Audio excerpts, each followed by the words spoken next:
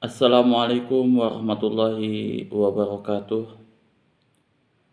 Innal hamdalillah nahmaduhu wa nasta'inuhu wa nastaghfiruh wa na'udzu billahi min syururi anfusina wa min sayyiati a'malina. May yahdihillahu fala mudilla lahu wa may yudlil fala hadiyalah. Asyhadu an la ilaha illallah wahdahu la syarikalah wa asyhadu anna Muhammadan abduhu wa rasuluh.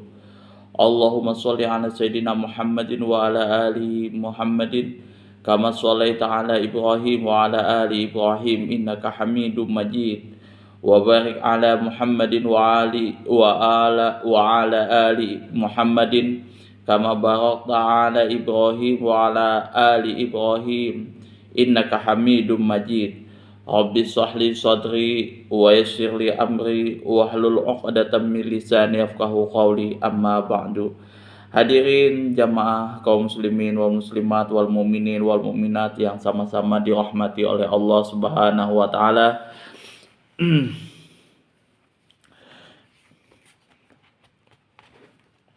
Kita sebagaimana biasa membahas masalah hadis Kitab Bulughul Maram. Kali ini hadis nomor 40 dari Utsman ibn Affan radhiyallahu an. Wa an Utsman radhiyallahu anhu anna nabiyya sallallahu alaihi wasallam kana yukhallilu lihyatahu fil wudu'i, akhrajahu Tirmidzi wa shahahahu Ibnu Khuzaimah. Wa an Utsman, dari Utsman radhiyallahu an, semoga Allah meridhoinya, annan nabiyya, sesungguhnya Rasulullah sesungguhnya Nabi sallallahu alaihi wasallam kana senantiasa ada yukhallilu menyela-nyela, senantiasa menyela-nyela lihyatahu, jenggotnya, fil wudu'i, pada waktu berwudu. Akhrajahu Tirmidzi, diriwayatkan oleh Imam Tirmidzi, wa shahahahu Ibnu Khuzaimah, dan disahihkan oleh Ibnu Khuzaimah.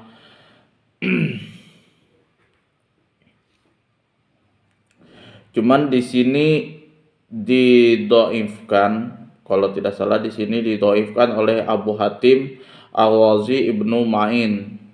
Unzur ila al-Ilalul Kabir wa Takhlisul Khabir. Al-Ilalul Kabir di sini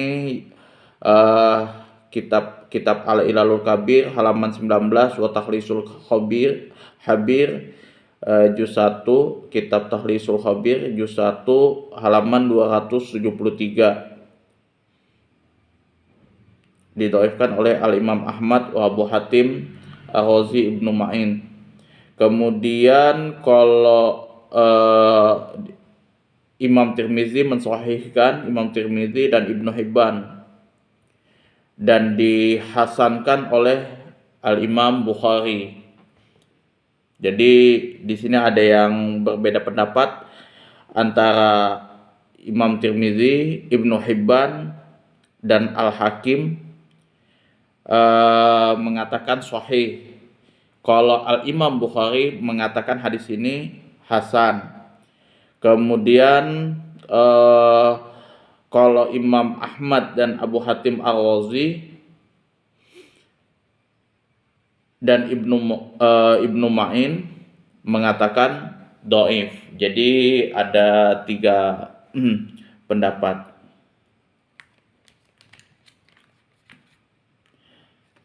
Tapi kalau misalkan ada yang mengatakan sahih, itu tidak ada masalah, ya kan. Kemudian ada yang mengatakan itu dhaif, juga tidak masalah, karena semuanya punya dasarnya masing-masing.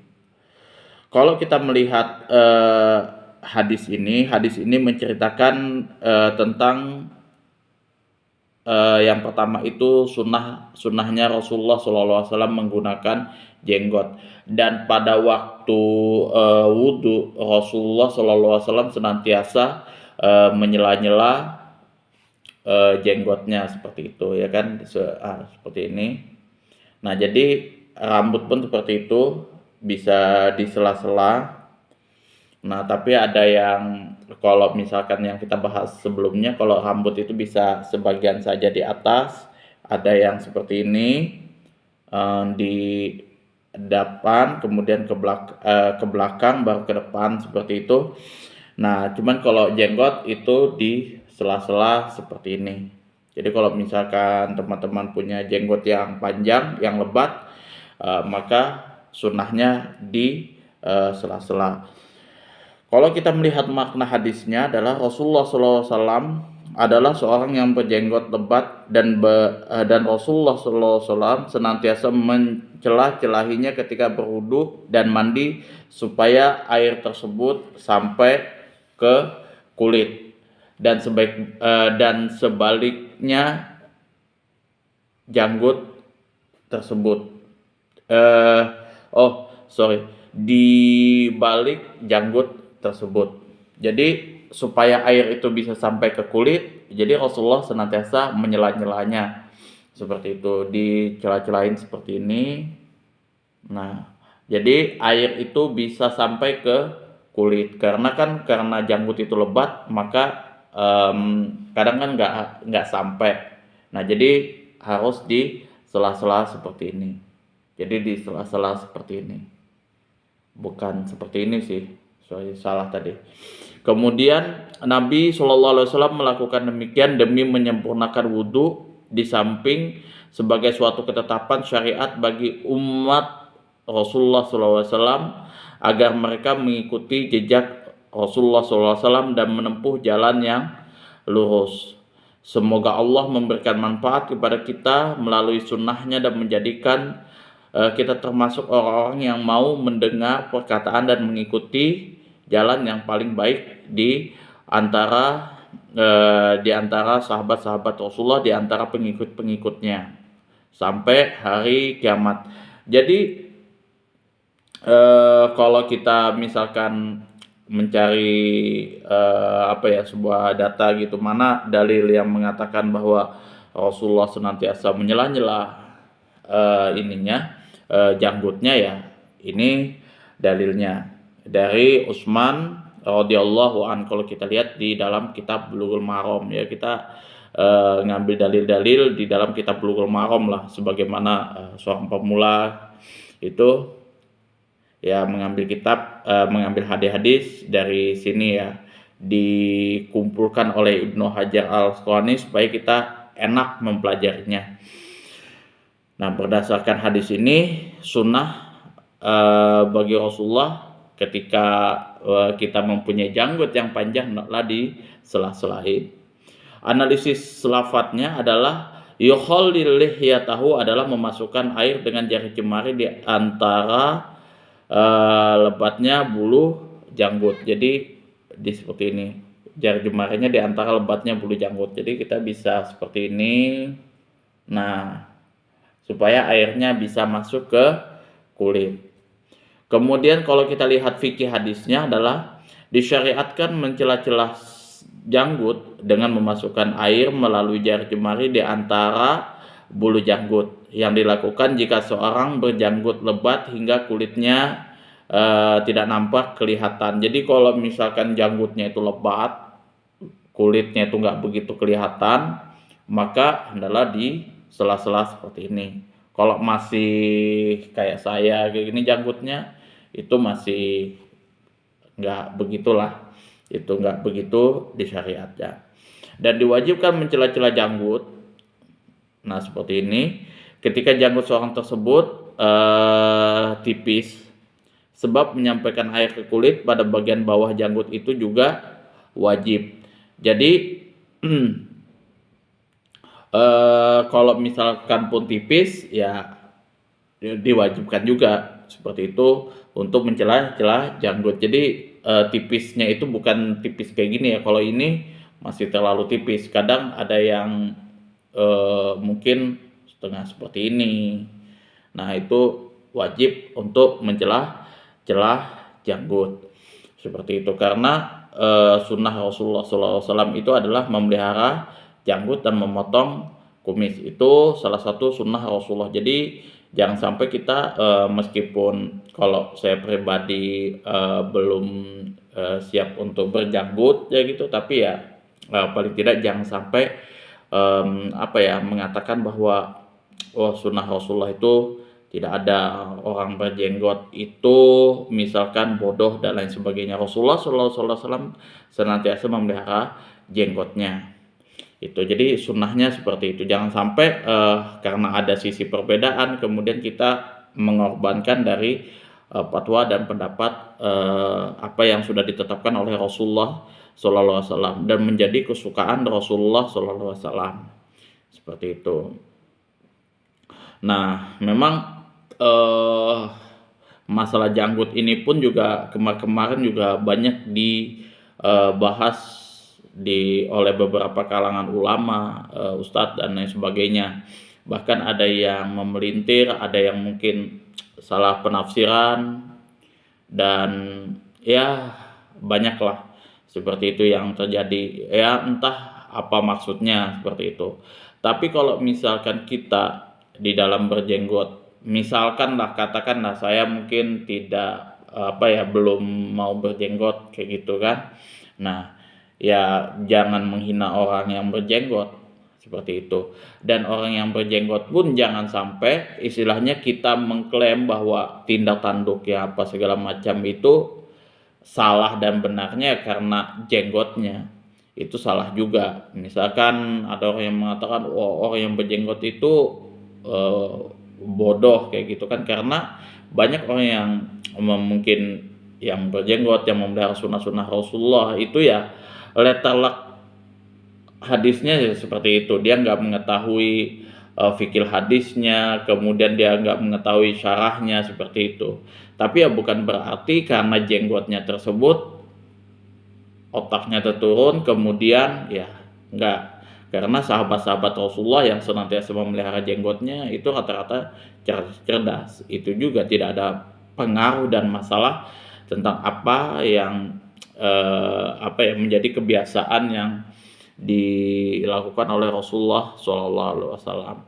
Jadi kalau misalkan kita mau berbeda pendapat, sekali lagi saya tekankan selalu, kalau kita mau berbeda pendapat, kalau kita ini mau menjudge seseorang, mengatakan salah dan benar, itu kita harus lihat dulu kitab-kitabnya. Kita harus lihat dulu apa dalil-dalilnya, kita lihat dulu bagaimana penafsiran para ulama-ulama tersebut. Jangan kita langsung katakan, wah ini salah, ini sesat. Nah, kalau misalkan kita mengatakan seseorang tersebut tanpa melihat dulu dasar-dasarnya, kitab-kitabnya, langsung kita judge ini salah, maka ujung-ujungnya apa yang ulama-ulama yang menjadi panutnya bisa menjadi salah. Contoh, misalkan banyak orang yang mengatakan bahwa Wahabi itu mujassimah, ya kan? Mujassimah. Saya membela lah seperti itu. Tapi ya membela saya terhadap orang Wahabi juga mungkin berdasarkan dari letter ini, ya kan, dari pendapat ini. Nah, yang mengatakan bahwa mujassimah karena apa? Kalau istilahnya orang Wahabi ditanya kayak gitu, di mana Allah? Maka dia jawabnya di atas, fil arsy, ar-Rahman alal arsyis tawa. Nah, kalau orang Indonesia banyak mengatakan, oh itu artinya mujassimah, berarti Allah bertempat tinggal dong. Seperti itu.